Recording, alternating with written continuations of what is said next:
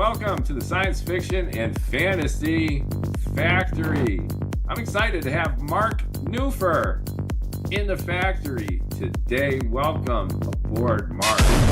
Well, thank you very much. That's a good naval greeting. And you are a former naval engineer. Yes, naval nuclear propulsion engineer. Emphasis on the nuclear propulsion. All right, so the science in science fiction is covered, and I think we've got the fiction covered too. We share the 2026 anthology of science fiction novelists put together by S.A. Gibson.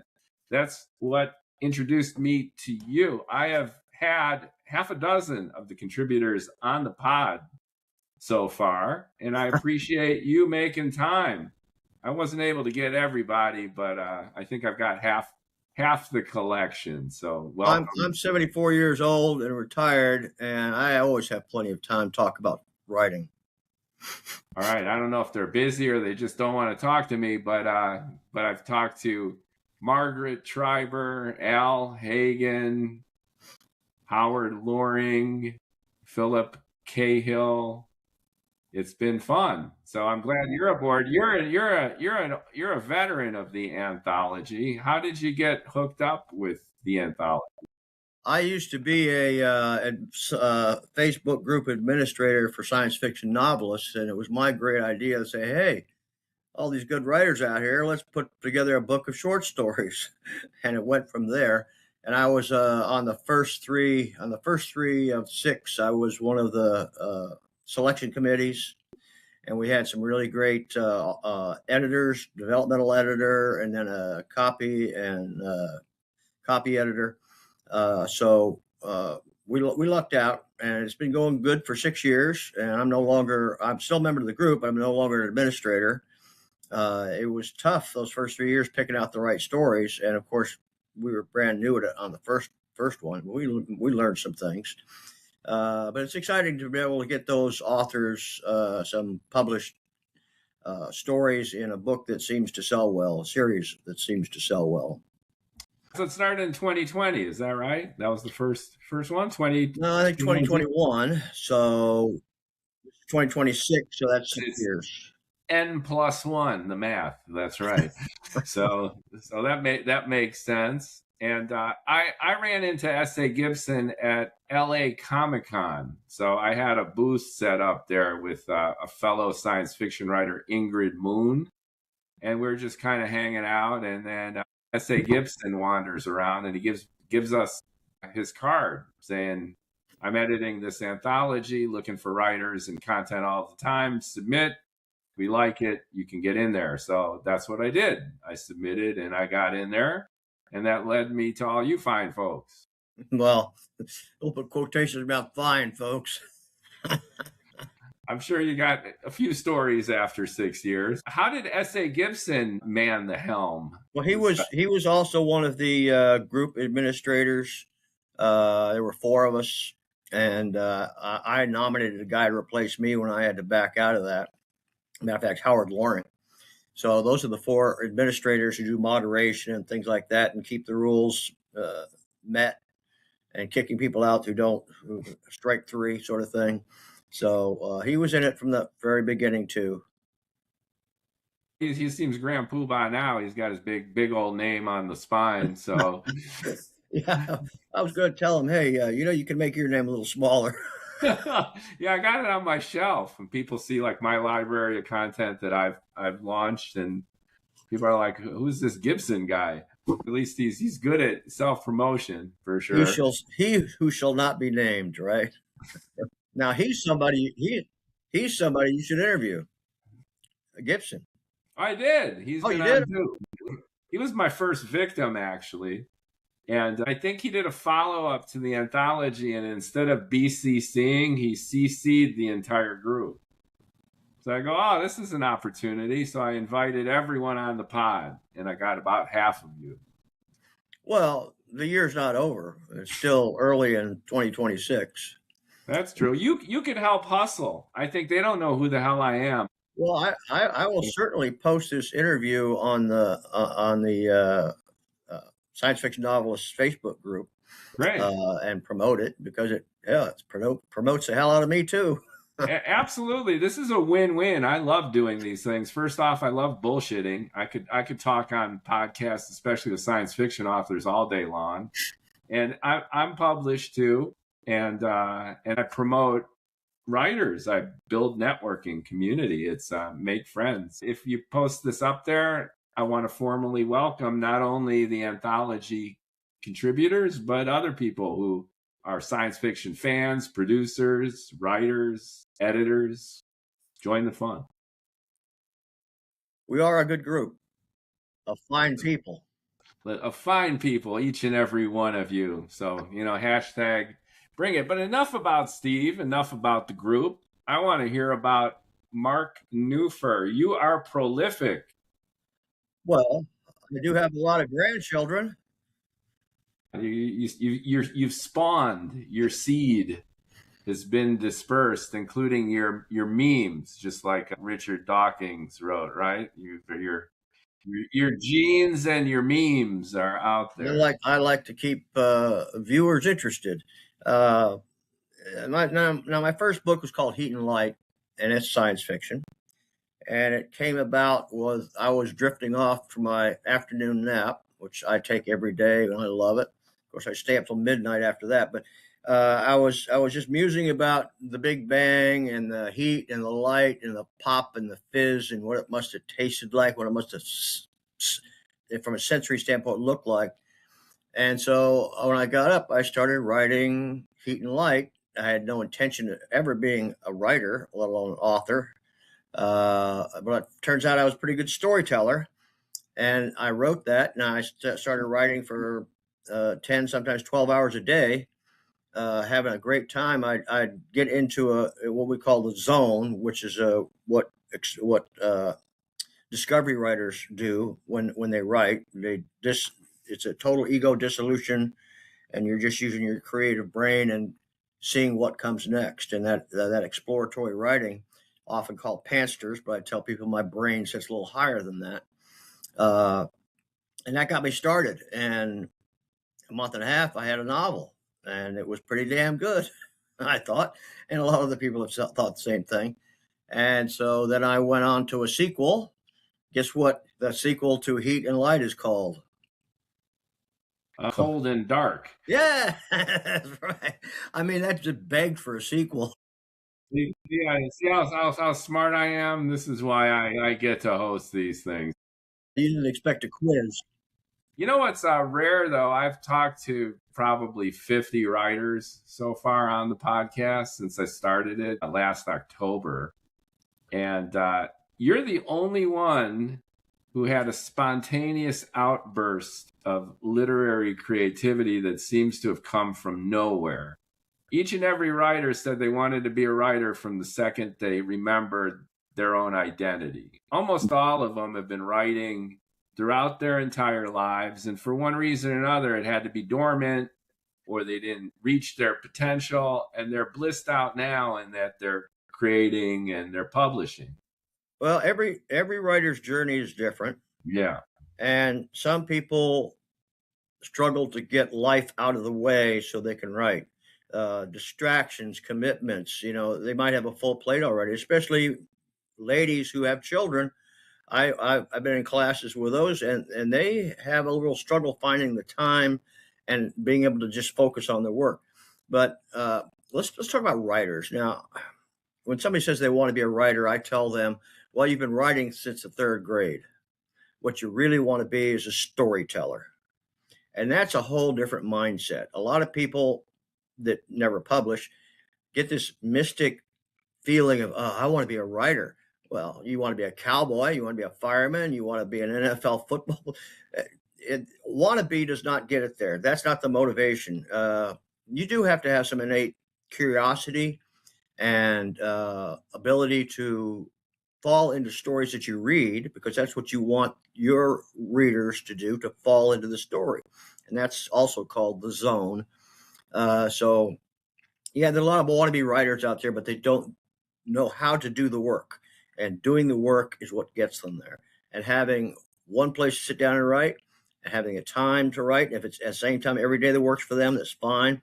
If they carry a notebook in their pocket and scribble notes all day long, that's fine. However they approach it, whether they're a discovery writer, a plotster, or a plantster, which does pantster work and plotting work, that's the whole spectrum. And you can fall anywhere in there, but it's got to feel natural to you. If you try to force yourself into a box of this is what a writer does, this is the way a writer writes, you're not going to succeed. The motivations are different too. So some writers want to be read. They want that bestseller. They want to be the next Andy Weir or whoever. Yeah. And others are just perfectly happy toiling away, writing the book they've always wanted to read. And if they get anyone to read, and if they could spread the word, all the better. So there's a big range in terms of motivation as well. Well, and those people that want to have a bestseller, they need to do some research about how a bestseller becomes a bestseller. It's not magic. It's not necessarily the book. It's the publishers that promote and the New York Times reviewers who have an incestuous relationship with publishers. I mean, it's a rigged game. It really is. There are certain things you can do to elevate your book on Amazon, like get 20 good reviews at least to start with, and they'll start bringing you up out of the slush pile. For me, I was writing stories I wanted to read because I was reading them as I was writing them. I had no idea where they were going to go. I had no idea what kind of character was going to pop up next. But I just had this innate creative sense of when I get towards the end of a chapter, I know what's going to come next. Not exactly, not everything, but how it's going to start. There's another range. So there's motivation, there's intent, and there's world building versus character focus and drama. So especially in science fiction, I think our genre is perhaps plagued a little bit more than most with idea obsession. I call it, here's an idea, the end. Yeah. A lot of writers are spreading the hate. And that sacrifices character, it sacrifices dramatic through line, and it turns into an exercise of the writer basically trying to show everybody how smart they are and how cool their idea is. I used to teach instructors. Many years in my career, I taught teenagers to operate nuclear propulsion plants. And I was in charge of a lot of instructors. And the first thing I told my instructors was that the students are not going to be impressed by how much you know, but how much you teach them, and that you teach to the back of the room. And writing a book, you have to take yourself out of the process. You can't be the ego driving the plot. Now, you mentioned drama and some other things. Most writers that I've encountered, I continually work with a lot of new writers. They have no idea what story is. You ask, what story? And then him and haw, and they jammer on for a couple of minutes, but they never had a good definition. And of course, the definition of story is a vehicle that helps us make sense of our world. And that's all it is. And drama, when the people try to write drama, they end up writing melodrama because they take the risk out of the drama. And drama is a three-legged stool. Matter of fact, I just put up a masterclass video on that today. We have a website called fictionandbrain.com. And it's I'll put it in the link for everybody. It's a free open library for anybody. You don't have to sign up. There's nothing to buy. There's no come-ons. It's got what we call power tools, over 80 power tools that are. You got a bunch of books on Amazon. Yes, they're on Amazon. But we decided let's expand this. Let's put this open because not everybody's going to go to Amazon looking for this sort of thing. We'll try to perpetuate it through various writer Facebook groups and things like that. It's just free.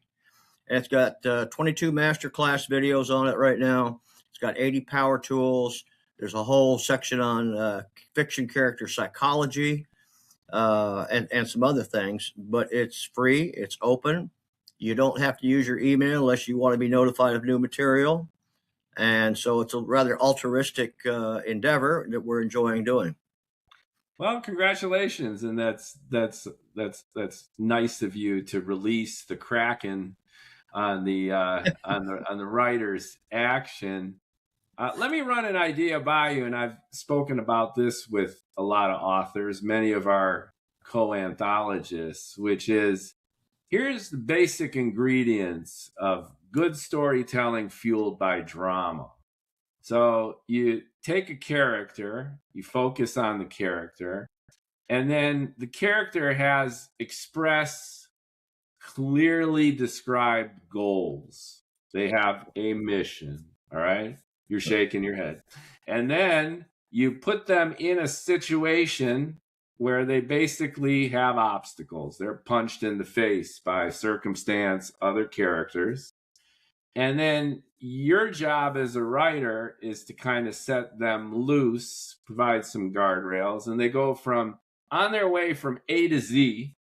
They got to go to A to B to C and C to D. They're solving problems, they're encountering those punches in the face.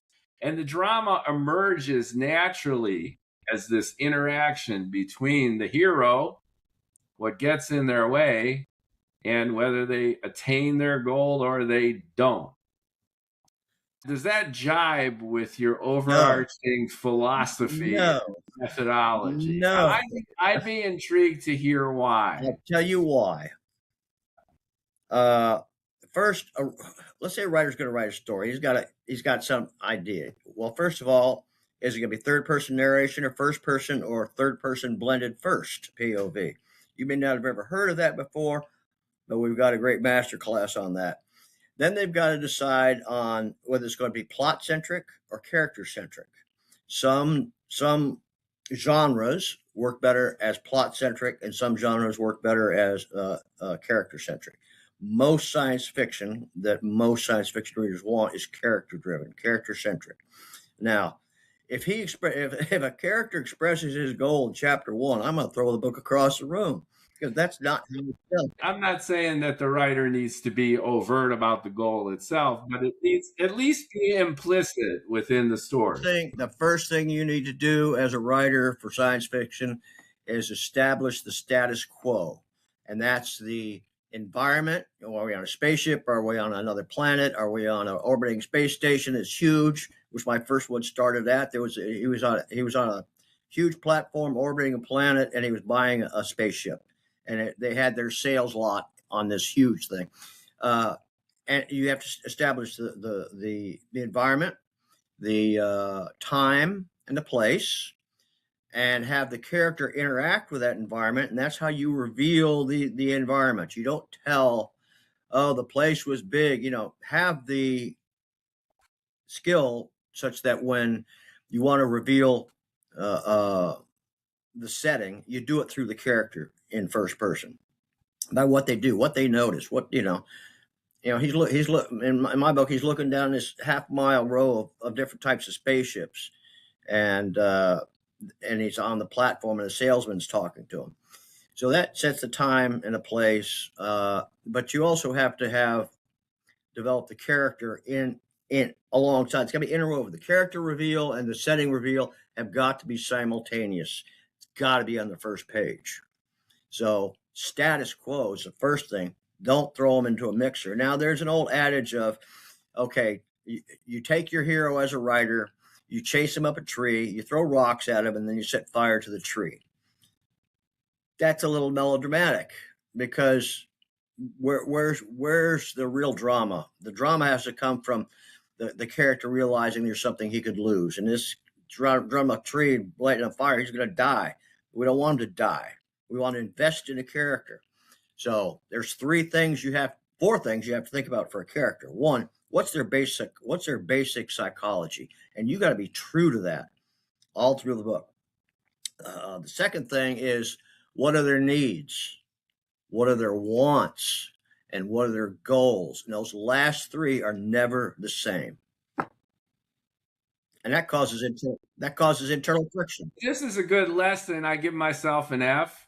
because I cannot think this way. I cannot start a book conscientiously by thinking about setting and whether these are implicit to me or not. My brain doesn't work this way, Mark. Well, I don't start out thinking I don't start out thinking all that what I'm going to write. I just start writing and it comes out. But that's my method of So writing. you're deconstructing the process and then you're sharing it in terms of a If I methodology. look back, that's how it happened.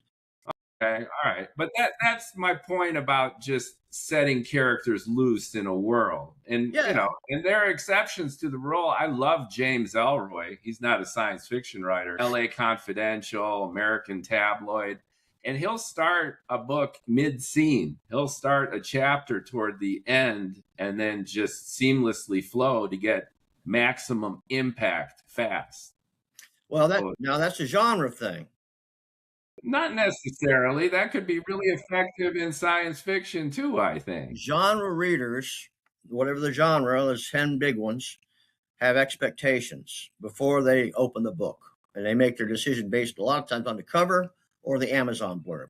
So, yeah, noir type stuff. I've written a noir detective 1950s novel. Yeah, it started off with a dame coming into his office and blowing smoke kind of thing.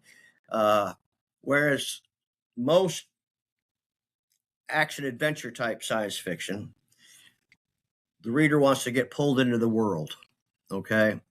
Not hear a bunch of gunshots, because if you start off with gunshots, the weapons have to get bigger and louder until the climax where you have to set off an atom bomb. And that escalation can wear a reader out. I'm not saying, now there's no formulas, okay? And every writer needs to write the way they write. The biggest challenge a writer faces is finding their narrative voice and not trying to sound like an English teacher or report facts. And that's the biggest thing that they have to have. There, I'll agree with you. Sometimes it could take years, decades to get comfortable with that. It's hard. Only if you don't write every day and you don't read. You have to read and write every day. I think it really depends. You could write every day and struggle with it. I think David Mamet said once that some get it early, some midstream, some later. But to your point, though, if you persist, it should come to you. Patience and persistence. Absolutely. So since I'm striking out with the writing lesson, now you're giving me your opinion. I'm giving you my opinion. Let's focus on your stuff. So you've applied these techniques either consciously or unconsciously, and you've got a big volume of work. And I noticed certain themes. So for starters, your prose is very accessible. You're very readable. You avoid excessive density, and it flows naturally and well. You are character focused. So you're zeroing in on the characters. And from what I can tell, I haven't read all your books. Hell no.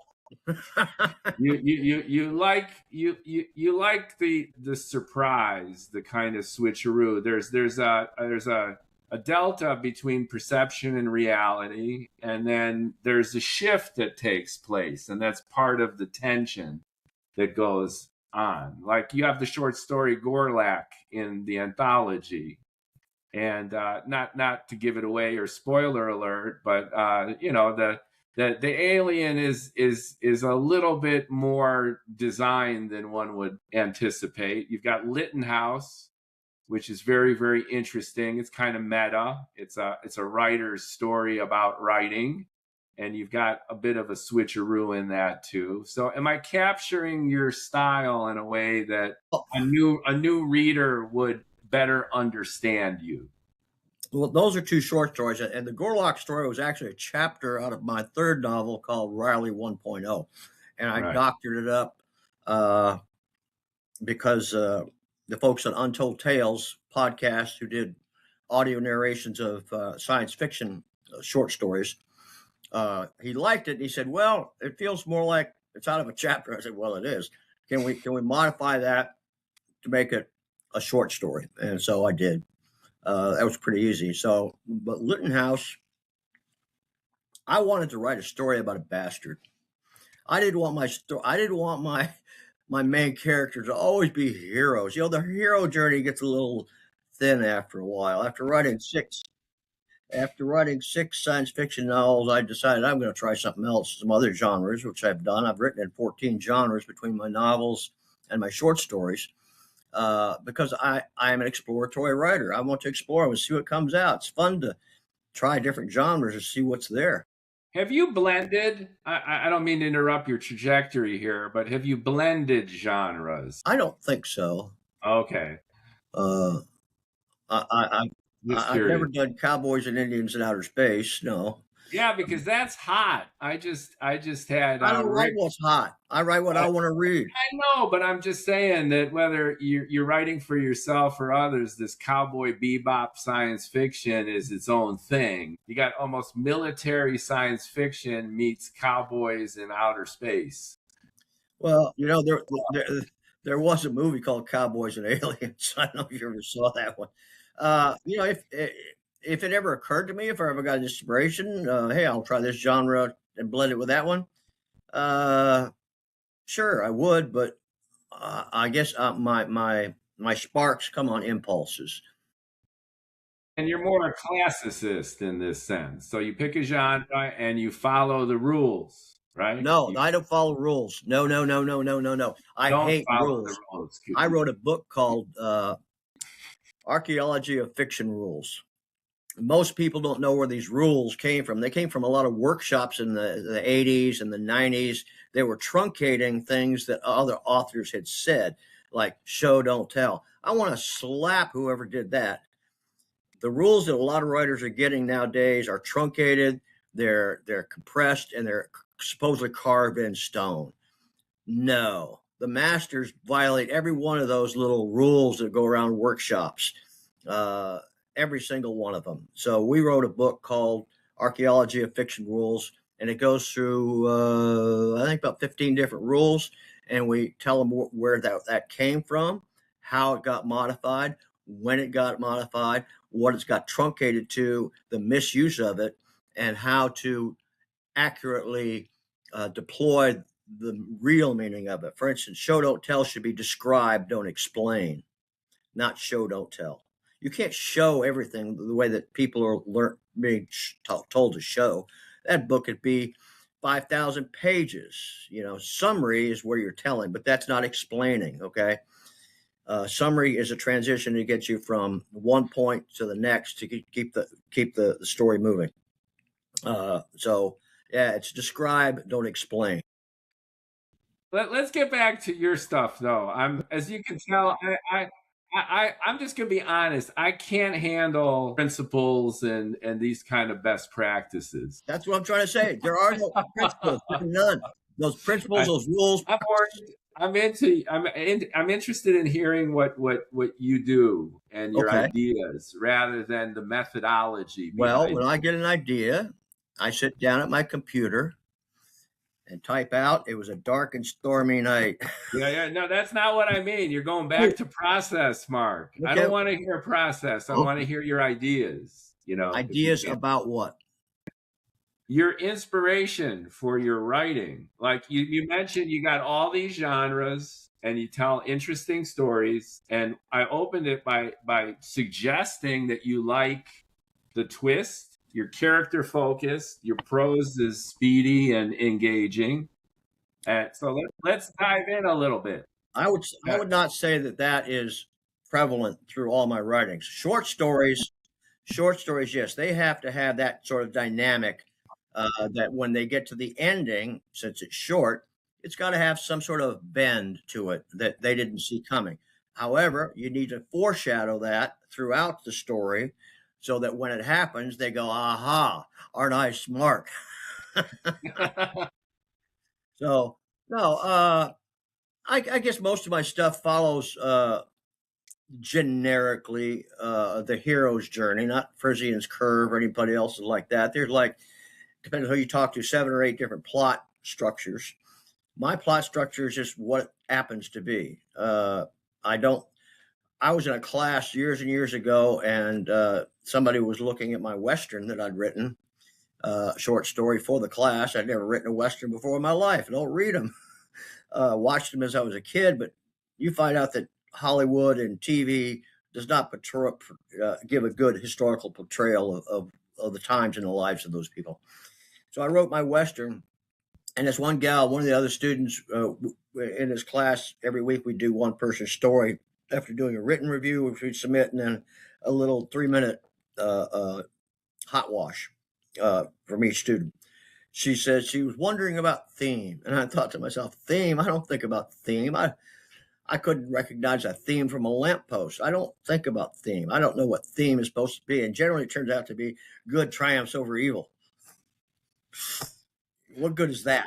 Or not. Yeah, or not. But what good is that when you're writing?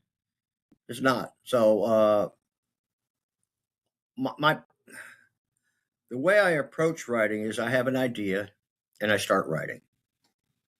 And it's simple as that. Let's stick to that. That's good. What's your feeling about science fiction? I mean, you're drawn to speculative fiction. You got all these other genres. What do you think triggered your creativity in this angle? All right, I got a great answer for that. I grew up in Huntsville, Alabama in the 1960s. That's when the space program, Marshall Space Flight Center, was being was in full coming to full throttle in Huntsville, Alabama.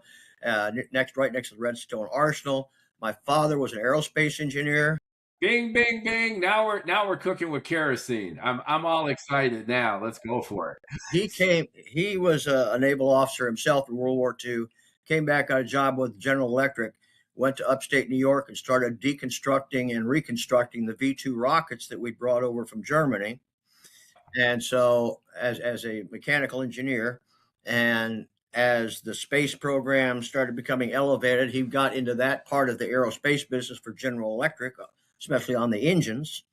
And so I grew up in Huntsville with many of my classmates. None of them were from Alabama.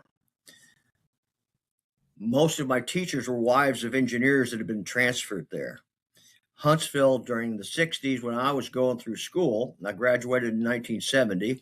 I know I look a lot younger than that. Well, we both got the same barber if you're seeing us on video. And I touched mine up a little bit right before this video. So I grew up with the space program. I remember staying home and watching the launch of the Saturn, taking the astronauts to the moon. It was just in our blood. It was in our blood. And in high school in Huntsville, Alabama at the time, it was expected that you would take Algebra 1, Algebra 2, Geometry, and Trigonometry in your 4 years there. And, of course, I took physics and chemistry. So I had a very good public education. And those aren't around so much anymore. They're in small islands here and there. But as a general rule, public education has taken a nosedive. That is true. We've got to get them to pass the test. We've got to make them feel good. Yeah, 100%. That's a whole podcast in and of itself. Yeah. But you were in the golden age, though. Education was good, and then you had a engineering family, sounds like, and you were in the midst of the space program. Huntsville was where they developed a lot of this stuff. All the rockets, yes. I read a lot of science fiction, Heinlein, Asimov, Clarke during those teenage years. That's why I wrote 6 science fiction novels. It was my favorite. Of course, I never experimented, but it was my favorite, and I felt comfortable there. And they say you should write what you know. Well, I knew science fiction, but also write what you know rule can keep a lot of authors from writing something exceptional, because you can learn more. I can't write about cowboys and Indians. That's not what I grew up with. No, you as an adult, you can grow up with whatever you want. So that was my background. That was my comfort zone. That's where I started, and I enjoyed the heck out of it. Oh man, writing for many hours a day. Of course, no children. My wife and I are empty nesters, and I've got a son and a daughter who are 4th generation engineers. Yeah. So yeah, I guess it's in the blood. I can't claim it. But you also have to have a good imagination. You have to be able to dissolve your ego and let your imagination go wild. Don't put up any fences. Don't be afraid to write something because somebody might say something. Somebody might think something. Can I do that? Yes, you can, and do it. Well, you got a disposition for sitting on your ass in an immersive situation with focus, extended focus, get that meditative state of being in the zone. You started this conversation relating to that. And I'm assuming prior you did your math. You're an engineer. You did your math, your logistics, stuff related to your career as a naval engineer, working on the nuclear reactors of the ships, right? That's some Yep. technical stuff. You need to stay focused. You don't want to make a mistake.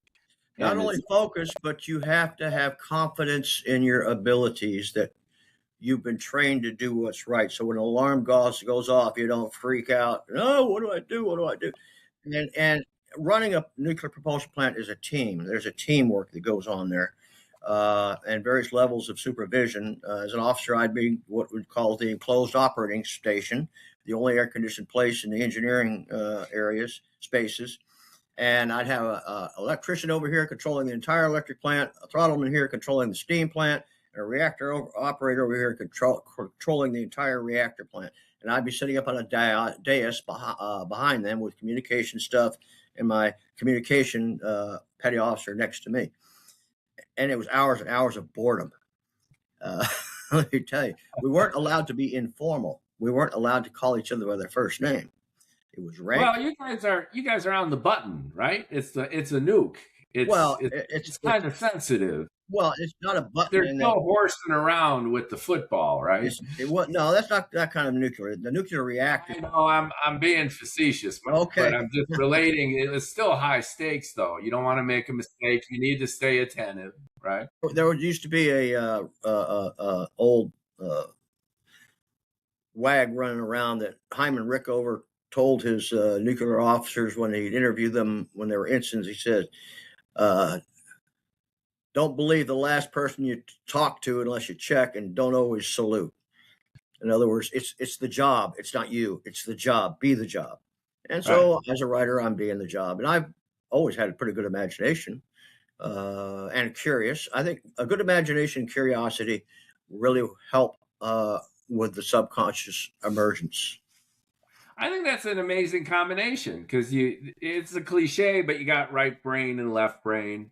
And it seems like you got both of them cooking. And then you got the discipline to sit on your ass again. You've described the joy that you have for 12 hours in this meditative state, cranking out a story and letting it loose. And it's this marriage of disciplines where you need the determination to focus and to get it down on paper, but you need that creative spark too, or otherwise you're just a hack. Well, yeah.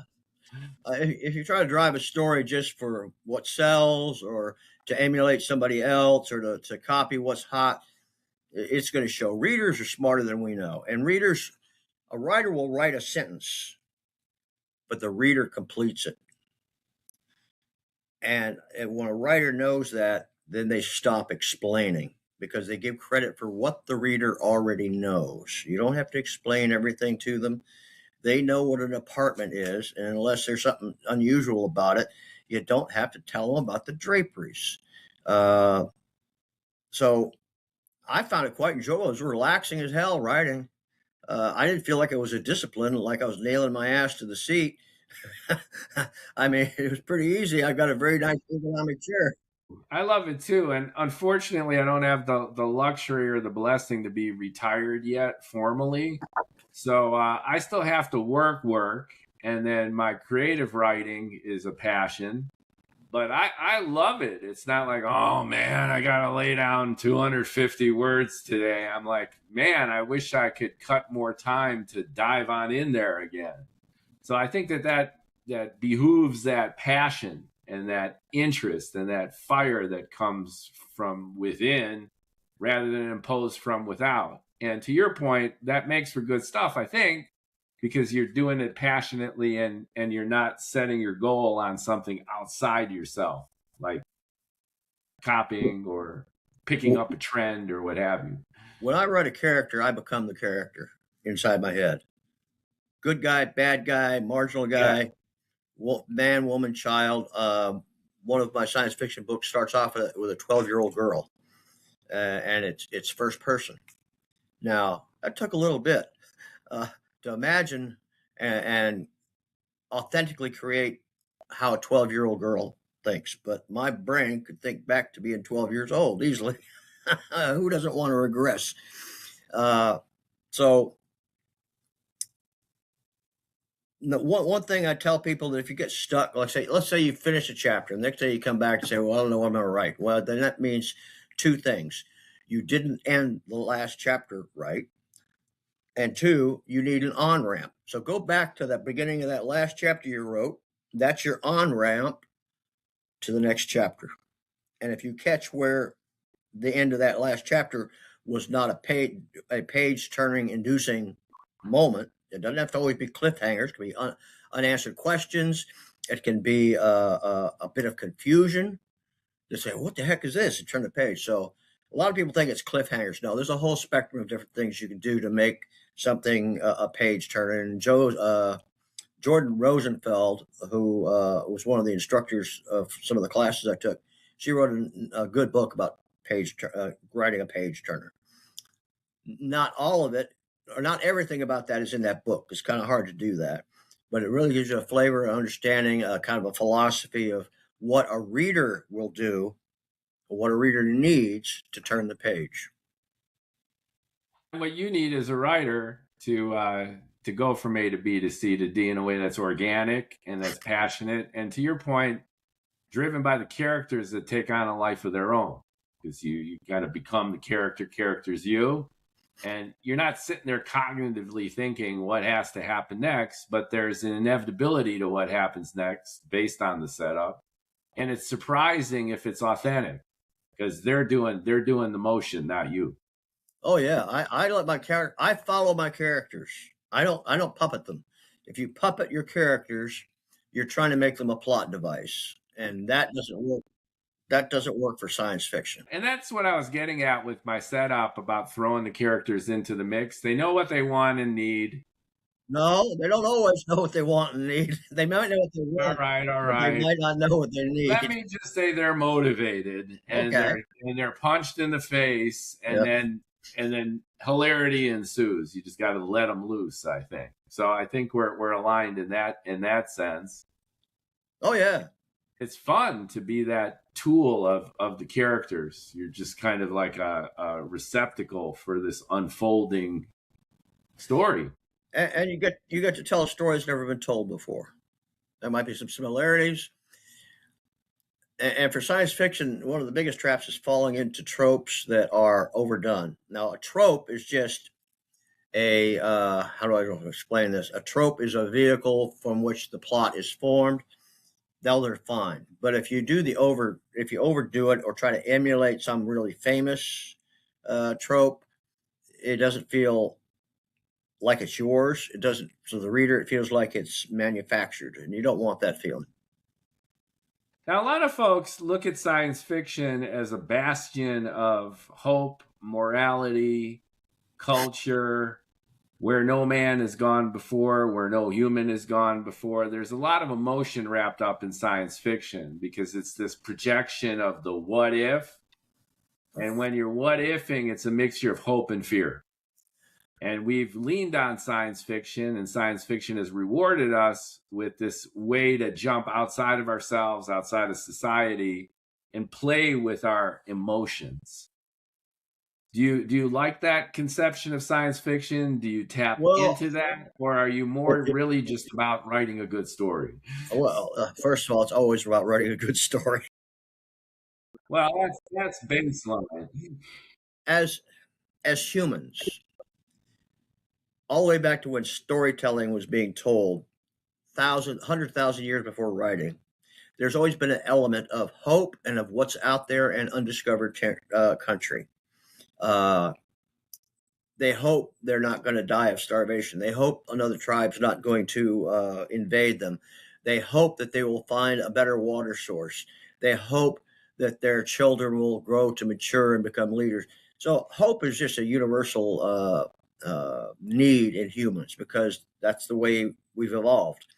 And the exploratory aspect of it, same thing. Humans have always explored, always looked out over undiscovered, unexplored territory, or at least unexplored to them, and wanted to see what's there at the end of the rainbow.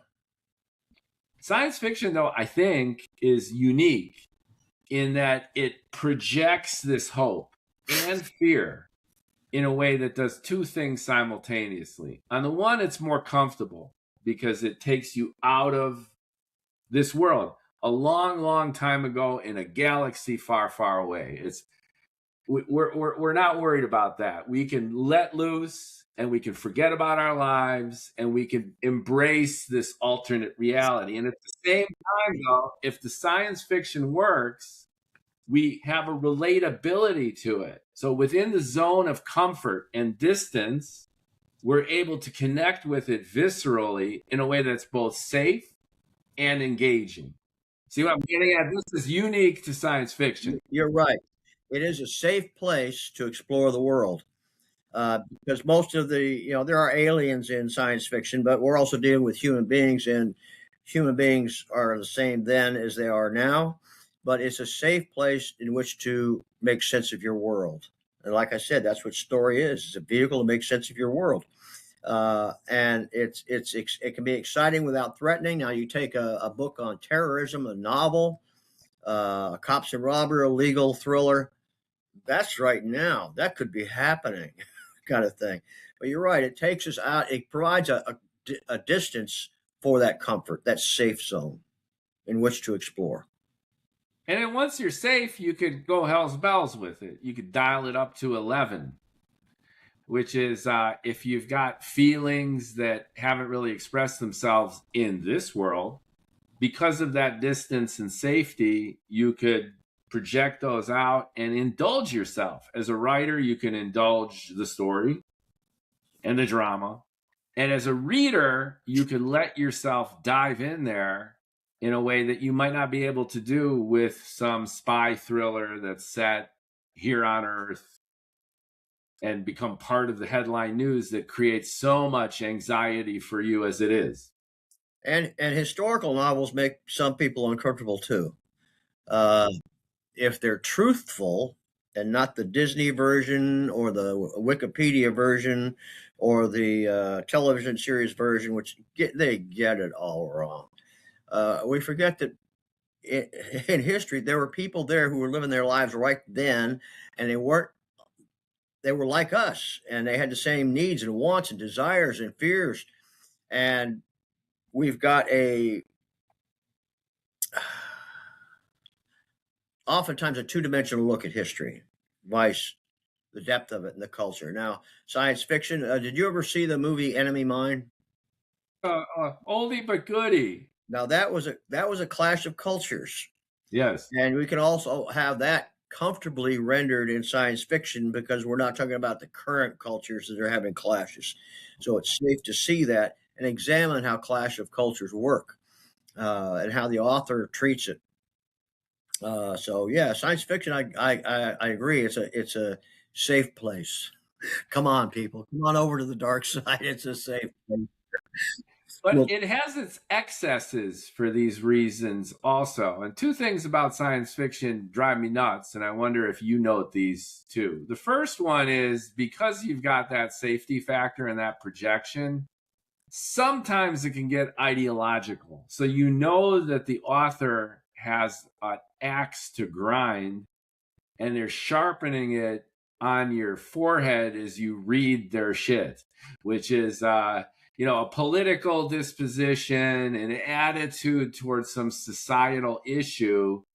And they want to use their story not to tell a good story necessarily, but the story is a vehicle for their politics or their cultural norm. They want to preach, yes. And if writers who do that cannot have ego dissolution when they're writing, someone who can disassociate, their ego's gone. When I'm writing, my ego's gone. And we talked about the id, the ego, and the superego. And if you're a writer, you need to really look at those three things and what they are, so you can better understand your writer brain. So, without being able to disassociate from the ego and become the characters, then that sort of thing's going to happen because you're carrying into the story your proclivities, your biases, your agenda. And when readers read that, most of them will see that and probably toss the book because they realize it's being preachy. I say amen to that. And I love your observation. I haven't really thought about it that way. That if you are writing to grind that axe, then you're no longer just the tool of your characters. You're using your mind and you're manipulating your characters towards some end, and it sucks the life out of your story. Because it doesn't feel authentic. And authenticity, which relates to author honesty about their approach to story, is crucial. Yeah, I love that. That's a great way of looking at it. I have great ways of looking at a lot of things. This is highlighting your insights. Another thing that drives me nuts, though, you're providing the insight, I'm providing the gripe. The other gripe I have with science fiction is not only that the fiction can be tainted, either from not understanding the basics to being ideological, but the science is pulled out of the writer's ass. So there's one thing, which is you could simplify things and turn it into a bit of a cartoon for the sake of simplicity. You don't want to obsess over the laws of nature and the obstacles that create, because it can interfere with your storytelling. If you've got a galactic empire and you're true to Einsteinian field equations, then you don't have absolute time or space, and it's a big old mess. How you get people from here to there, and how do you even tell a linear narrative? Because it's flat out not going to make any sense in reality. And on the flip side, you could get to the point where you're just making shit up, where it becomes a bunch of gadgets and gizmos and it's ad hoc and it's so distended from reality that all credulity is lost, and you seem kind of lazy, and you seem to have taken it for granted and missed a lot of opportunities that just a little bit of remedial understanding of nature could have helped make your storytelling a little bit better. Well, that strikes two tones that I've often tried to talk to people about. Is don't confuse the reader, first of all, and I forgot what the second one was. Don't make shit up is another good one. But don't try to invent. Don't try to invent things that you have no background for it. So you got to have some. I've got a very good science, math background, engineering background. That's why I brought it up with you, Mark, because you're a scientist. You know this stuff, right? Now, and it shows in my books that I do know the science behind the science fiction, but I use what I know, not what I think should be. Sometimes people get overly descriptive of what's going on. I tell them, listen, when your wife takes your car out, does she wonder what's under the hood? No, it's a car. It's going to work. It's going to get same thing with a spaceship. You don't have to get down and underneath the deck plates and take a tour, a Condé Nast tour of the entire ship. That's not fun. It's what draws people in is investment in the characters, their situation, who they are at a psychological level that they can relate to. And that's what brings people in. Most stories can be in almost any setting. You could take a Western, put it in outer space. You can do that. Or you can take the Vikings, put them in outer space. Take the space pirates, put them on the high seas. It's about the people. The setting has to be interesting, and it has to be conveyed in an interesting and using emotional pictures being created. But most stories can be anywhere. I agree with you completely in principle. In practice, there are some exceptions. So, for example, the genre or the subgenre of hard science fiction. Now, hard science fiction readers, and this kind of falls into the camp of Andy Weir, even though Andy Weir is a super best-selling mofo, as we know. Oh, yeah. He's got movies and adaptations. He gets in there.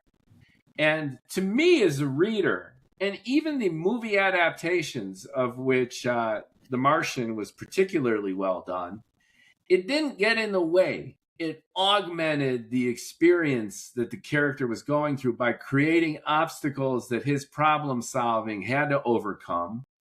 And I was vested emotionally, even in the technical details. That's hard to do, and you really need to know your science. But to me, it added a dimension to the storytelling and the experience of reading and actually seeing the movie. So you could get rid of let's say The Martian is maybe what 130,000 words, 140,000 words. An old school editor could chop out half of it, and the story would still be there, but it would lose the guts of what Andy was trying to do stylistically. It's form and content; the two were woven together. I call it content and process, and that was something I used to teach my instructors. There's two elements of everything we do: is content and process. Now, the military likes to say man, mission, and materiel, but either way. Now, I've read Andy Weir's The Martian and his book Hail Mary, Project Hail Mary, and they're very, very good. Obviously, now he's been through 5 editors. I guarantee you. That's something other writers, new writers, even writers who are just trying to get the first book or second book or third book published, they don't realize that these bestsellers have been through a lot of hands, and you have not seen the first submitted draft. But in ways, it's like, so what? The end product is still super freaking technical. If a writer measures his work against a published bestseller from a large publishing house, he's missing what that middle process was. But yeah, I mean, you have. When we're talking about setting, all the things that he was doing and having to overcome was setting. Every single thing was setting, bringing the texture, the smell, the sight, the touch for the reader right there, putting it right in their hands, and that was setting. It may not have been recognized as setting. Okay, it's on Mars. That's setting. No, the setting is a progression.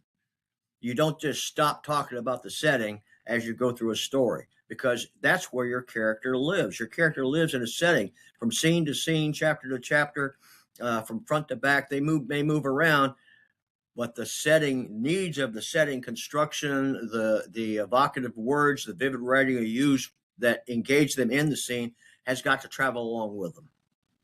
I think it goes beyond setting, though. It integrates into the drama itself. So it creates problems that the protagonist has to solve with his own wit, courage, and mettle. So it's the character doing its thing. So if you're in a different genre, let's say a mystery noir, then he's solving the clues following the breadcrumbs to Colonel Mustard with the knife in the library, right? Well, and for Andy Weir, it's survival. And one opportunity creates a problem, and then that problem needs a solution, and the solution creates more problems. And all of this shines back on the character's ability and determination to get through it. Have you ever watched the TV show MacGyver? Of course. We get the term. That trope of the character constantly overcoming, using his wits and what he has about him, is long standing. So, and readers crave that, movie goers like that. Now let's contrast that with a movie. I hate contrasting books with movies, but he's a retired killer. He's got a nice car and a dog, and this hoodlum shoots his dog and steals his car. John Wick. Yeah, John Wick. That is a horrible movie. Horrible. Well, John Wick does not change one bit during that movie, and all it is going from one shoot 'em up to the next. It's eye candy, and you can't do that in a book, because you can't maintain that. That's only 90 minutes or so. In a 6, 7, 8 hour read, you can't maintain that elevated height. that movies do, because they're short durations, they're short stories. You've got to modulate the tension and release, tension and release for the reader. The reader's going to have to breathe sometime. If you just go escalate, escalate, escalate, escalate, whew, I'm going to my sense of adrenaline is going to go away, because it's like you walk in a room, there's a smell. After a while, you don't smell it anymore.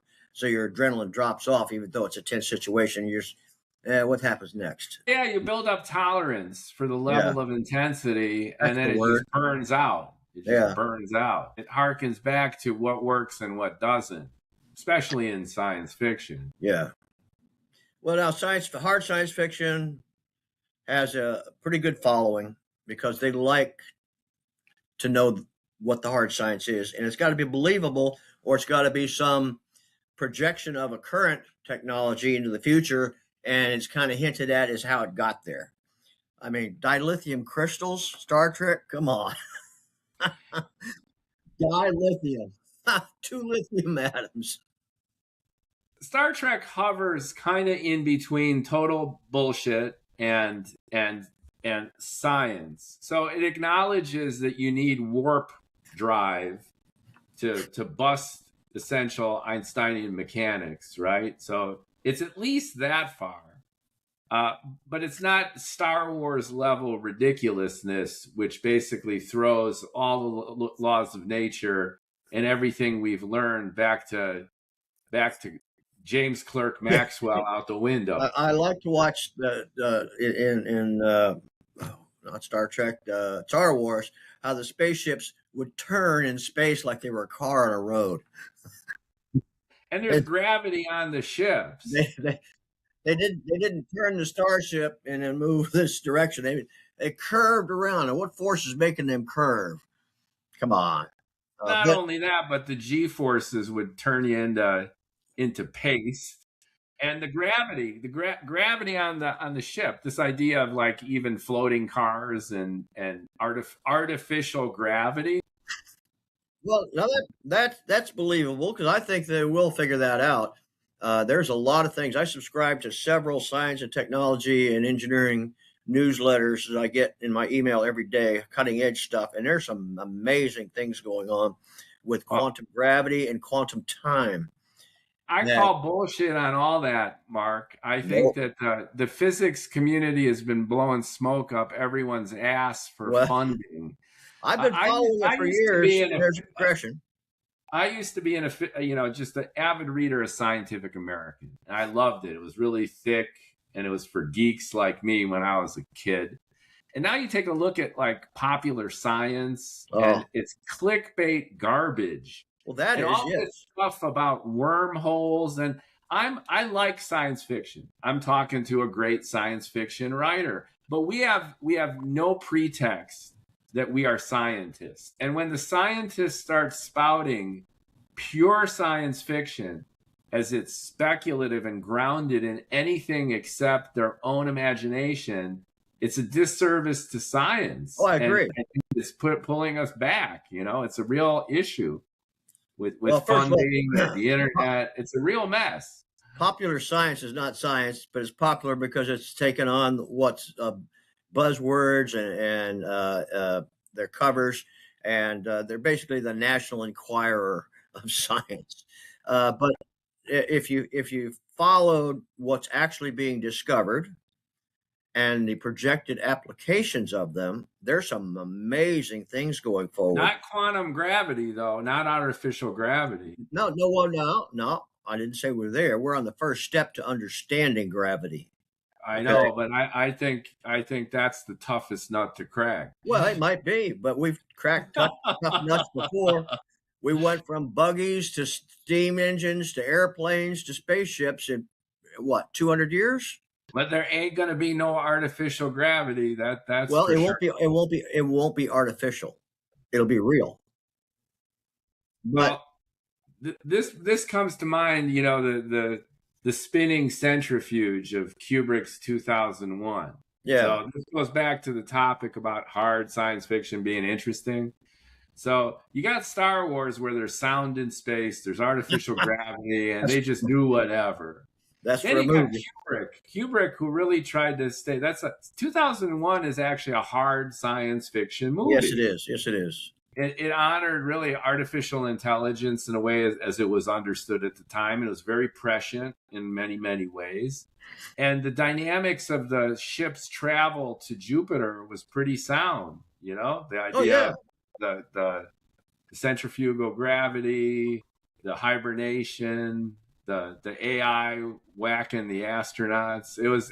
It's cool. But I guess the point I'm getting at, though, is if you understand the science and you honor it, it can actually add a dimension to the storytelling, because with no sound in space, there's nothing ever creepier on film than the astronaut who was murdered and just starts floating out there in the void, silent and dark.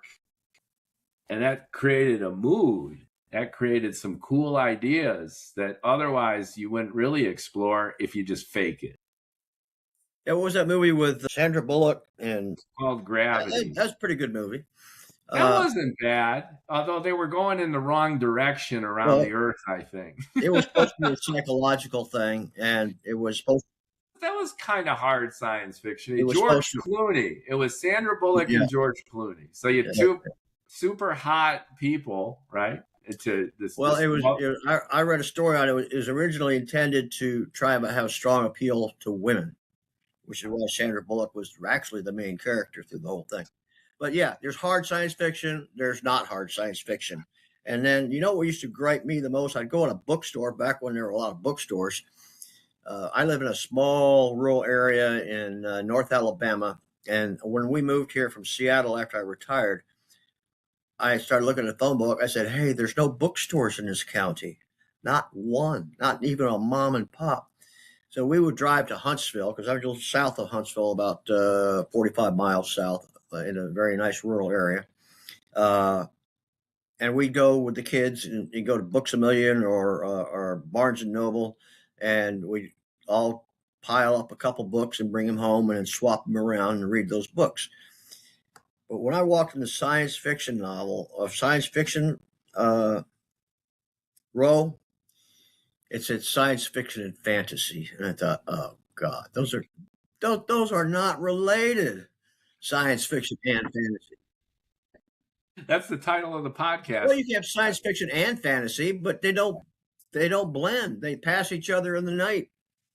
When you're looking for a book, a science fiction book, and you got science fiction and fantasy all by author's name, you pick, those look like, it's a fantasy. It's got, a sword or pixie dust floating around. Originally, this was the Science Fiction Factory, but then I interacted with a lot of writers who were like, I want to be on your show, but I do fantasy. So, they say write what you know, but you're going to have to interview what you know. So you've got to look at an education in fantasy. I wrote a book called Fae and Fairies.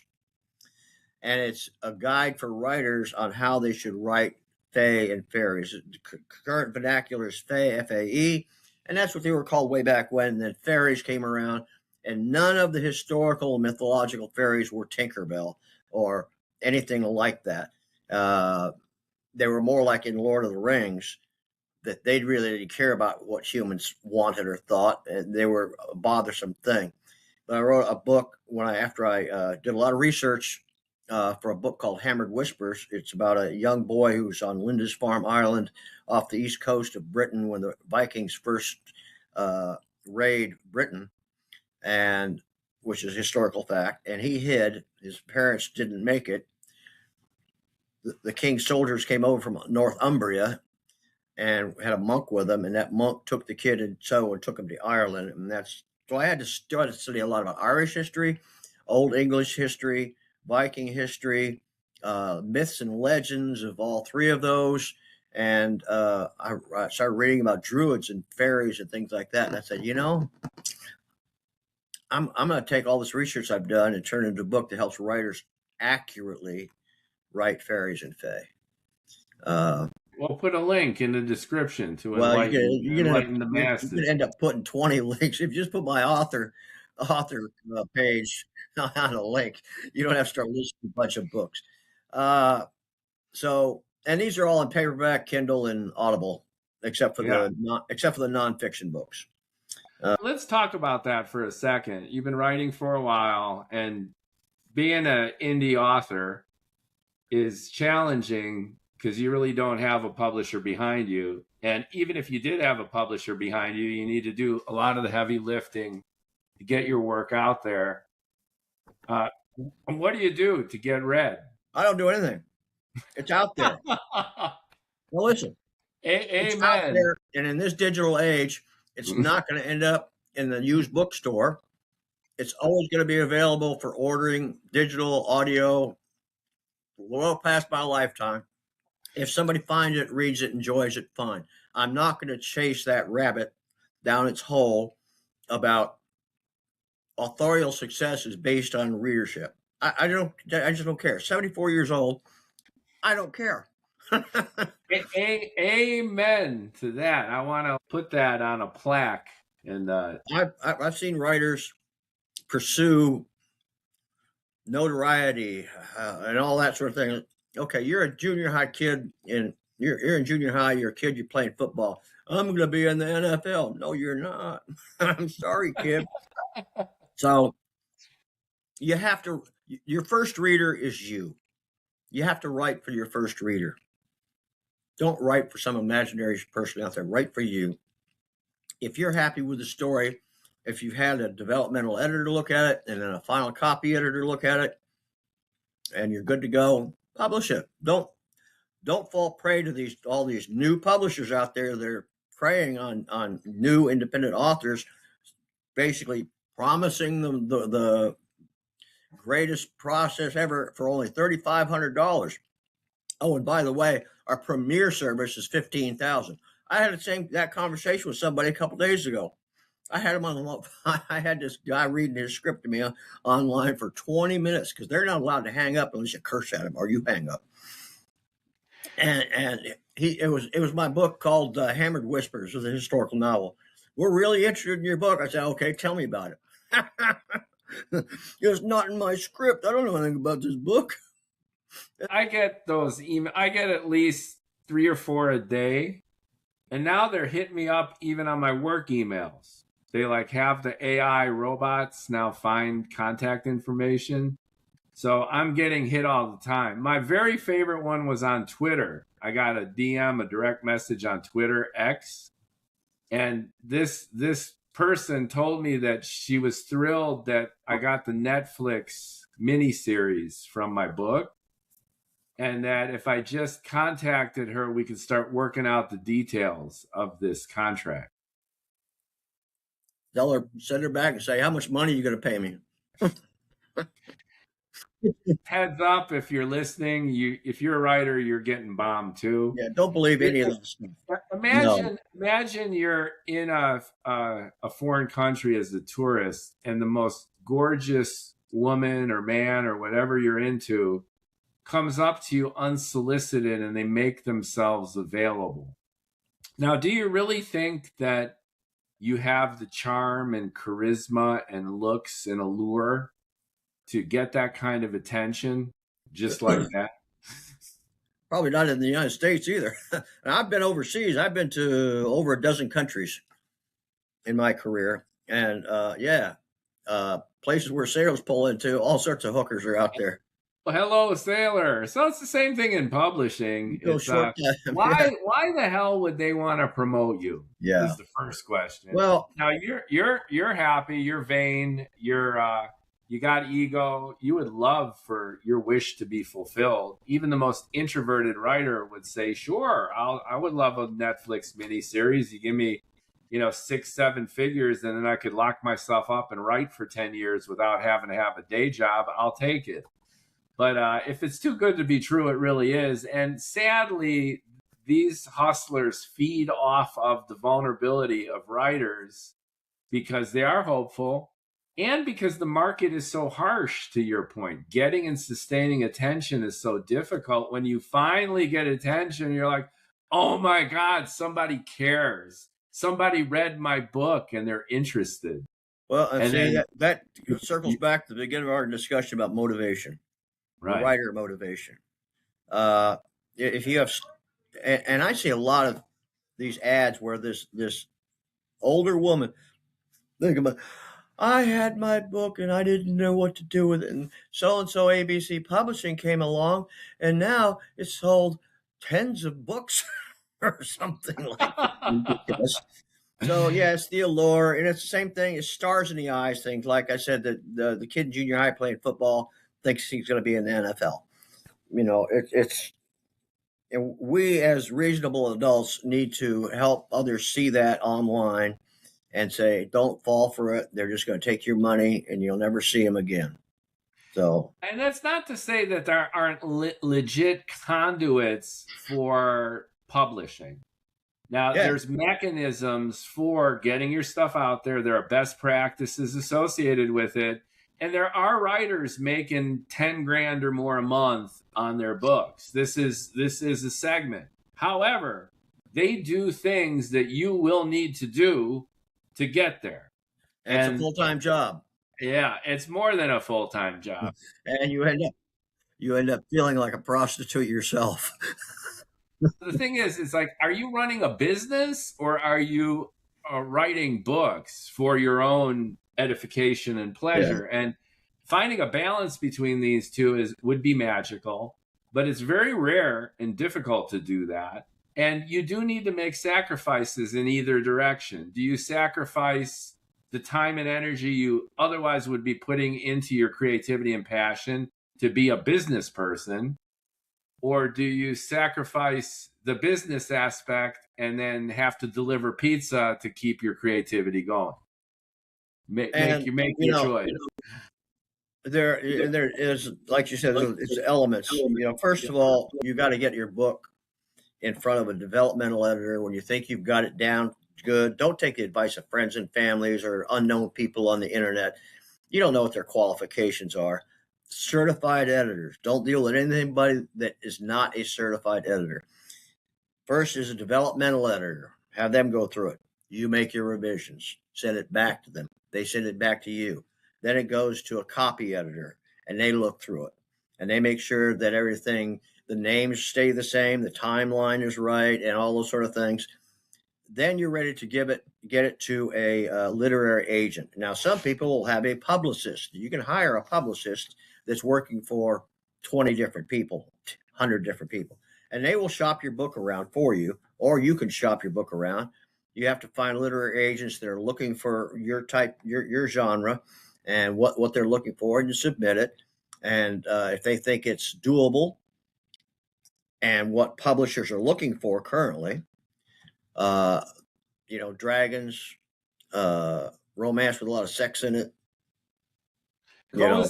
Cozy fantasy romance is hot. Yeah, some of them aren't so cozy. Some of them, a lot of people get tangled up in the sheets and those things very graphically. But there's also the alternate route, which is you just say, fuck it, which is I'm going to write my book. And whether it goes through editorial process or not, I'm going to take that PDF and I'm going to load it into KDP or Barnes & Noble. And within 3, 4, 5 days, I've got a book on my desk with its own ISBN number with my name on the cover, and I'm published. Yeah, but I would say, okay, you're finished with your manuscript. You've been through it, combing through it a couple times. Send it through Grammarly. Send it through Pro Writing Aid. You're still going to catch some things, I guarantee you. And you need to make sure when you read it that Joe's name didn't turn to John halfway through that's happened to me. The editor caught it. The editor I used came out with a whole matrix of the characters and the timelines and each chapter kind of where it is and who's in it. And that I paid, I think, only $1,500. She was just getting started, but she was certified. And it was outstanding product. Chatbot can do this for you too. So we haven't even talked about artificial intelligence. Now I talk with Claude every single day. We talk philosophy. We talk how to help writers. And I enlighten him as much as he enlightens me. Now he's got access to all this stuff.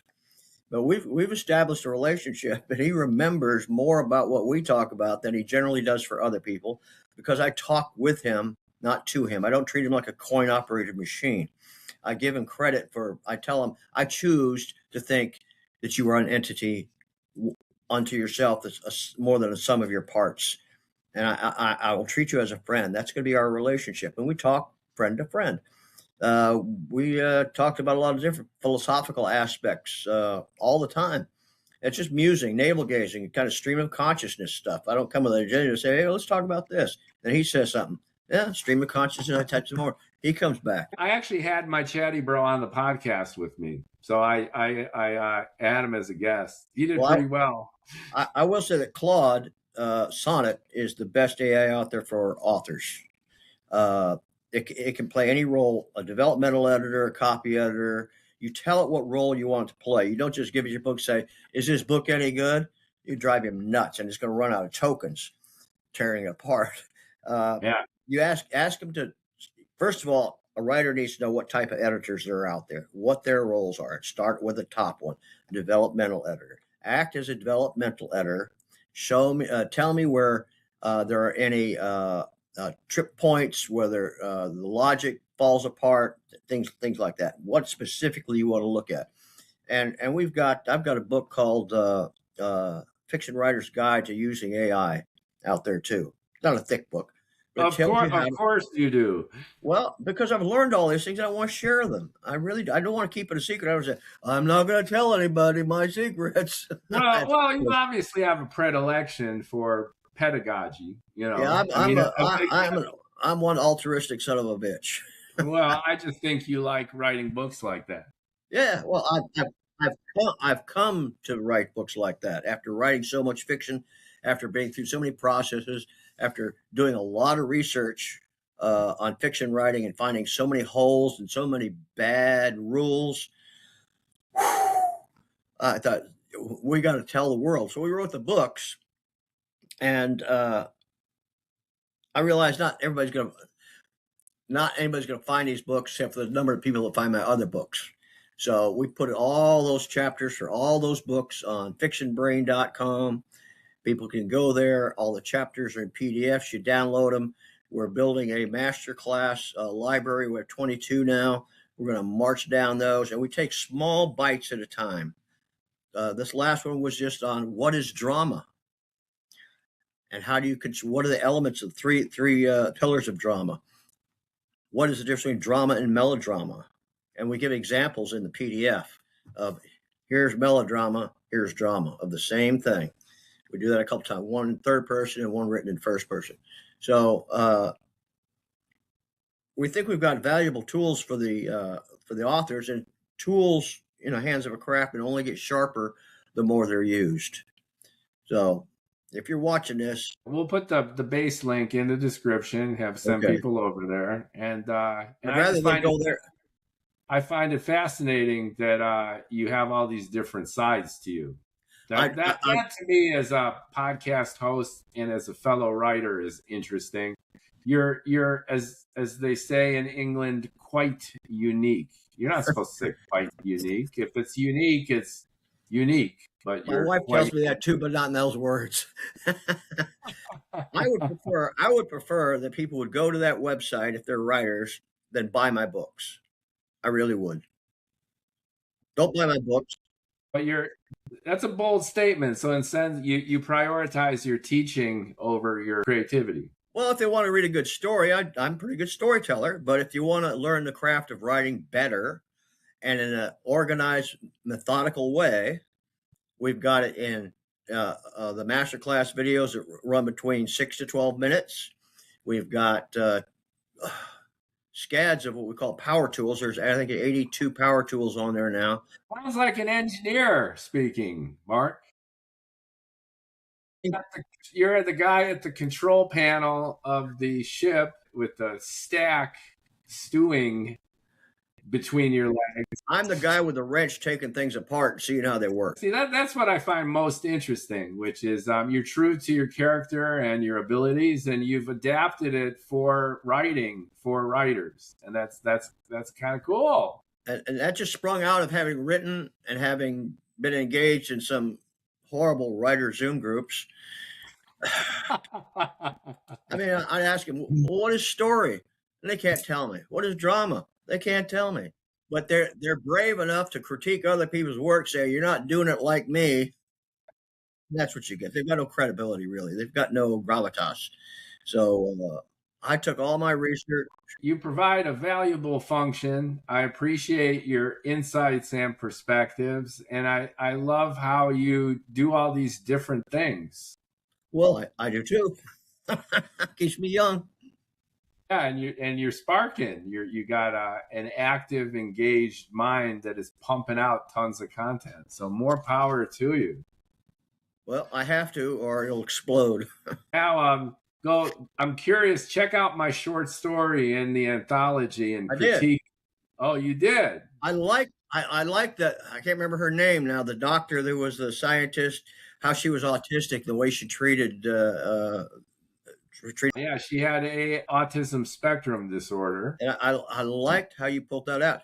Our book, Fiction Character Psychology, addresses how to write those sort of things. Okay. Well, thank you for that. I followed the speech patterns of the mathematician Knuth. I don't know if you're familiar with him. He developed arrow notation and he's done some stuff. And I've seen interviews with him and he speaks that way. Over my head. Anyway, there is a precedent for it. Thanks for noticing that. And I've written the whole novel based on that seed short story. And I changed the character's name and general description, but the speech pattern continues throughout. Well, that lends authenticity to the thing. And matter of fact, the next power tool and video we're working on is characters. What's the purpose of a character in a story? You ask a lot of writers, they can't tell you. But every character, whether it's the main character, secondary character, or tertiary character, have to have some differentiations. They have to have their own needs, wants, and goals. They have to have their own agenda, and they should be dissimilar enough that it's obvious who's doing what, and that they remain true to their purpose in the story throughout the story. You can't have them doing U-turns. And a lot of times people put characters in the stories, secondary characters just agree with the main character. There's no friction. No friction, but also they should power each other through the story. So in my story, you've got the hustler who develops this fake device to defraud investors about jumping universes in the multiverse. And then you have an actual scientist who builds it. So the juxtaposition between the fraudster con man and the autistic genius, I thought was a good dynamic. Yeah, they're running on parallel tracks. Right. And they never converge, which is great, until the very end. And I'm not going to give you away, but yeah. Science fiction novelist, 2026 sci-fi novel or sci-fi novelist, the sci-fi anthology. Buy it. We'll put a link there too. And then S.A. Gibson will thank us. I don't make a nickel off of that. He's on the spine in 300-point font. I appreciate the professor here giving me a good grade on my short story. Oh, don't call me that. I'm a storyteller. Well, call me a storyteller, and I'll be proud to wear that label. All right, the professor of storytelling. How's that? Just How about storytelling professor? No. But my point is, storytellers don't do what you do. Most of them just tell stories in a more conventional way, and you talk about and write about the art of storytelling. Dare to be different. Yeah. Well, you do both. Yeah. Very comfortably. No stress. More power to you, ladies and gentlemen. Marc Neuffer, who is the storyteller and the storyteller of storytellers, where you talk about storytelling and you share the craft. So you do that too. I love sharing. I've always loved teaching. It's exciting. Thank you for your time and your mind. We're going to have links below. Like, comment, subscribe to the Science Fiction and Fantasy Factory. And send me more anthologists, Marc, because you're the grand poobah. Oh, don't say that. Gibson's going to turn beet red if you say that. Don't say that. I was a minor instigator. I came up with the idea of let's do this. You're the seed. So there you go. It's blossomed. And if you're on the Facebook page and you're hearing this, I'm welcoming new guests. So if you're a writer, a reader, a fan, come join the fun. And all my friends on Science Fiction Novelists, I endorse this podcast. All right. Thanks again to Marc Neuffer. You're all right. I really had a great time talking to you, and I learned a lot. I'm glad you invited me. Thank you so much. And to be continued. Let's do this again. 6 months or a year. See where everything's at. If I'm still around. You're gonna. There's an old Yiddish proverb that the more you complain, the longer God lets you live. Because he doesn't want you in heaven. No, he wants to make everyone's else life more miserable with your persistence. Well, I try not to do that. I don't want to create misery in anybody's life. You're a lot of fun, Marc. Thank you so much. Thank you.